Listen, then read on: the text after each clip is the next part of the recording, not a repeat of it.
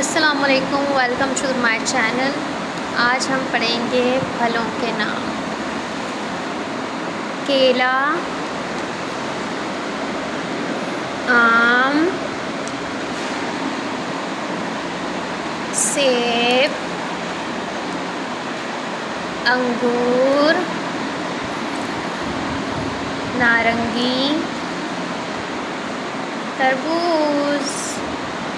ये आप चेक करें, आप बच्चों को इस तरह से याद करवा सकते हैं। ऐसे कार्ड्स बना के इसके ऊपर ये स्टिक जोड़ के बच्चों को आप पढ़ा सकते हैं। इस तरह से इनकी लर्निंग जो है वो बहुत अच्छी हो जाएगी। उनके सारे कॉन्सेप्ट्स क्लियर हो जाएंगे कि कौन सी चीज़ को क्या कहते हैं। ये इससे आपको थोड़ी मेहनत होगी, लेकिन बच्चों को पढ़ाने में बहुत आसानी हो जाएगी और इस तरह से उनको सारे फलों की पहचान भी हो जाएगी।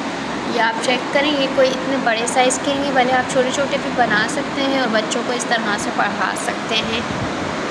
आज के लिए इतना ही। अगर आपको हमारी वीडियो अच्छी लगे तो आप इसे सब्सक्राइब करें और कमेंट में ज़रूर बताइएगा कि आपको हमारी आज की वीडियो कैसी लगी। Thank you. अल्लाह हाफ़िज़।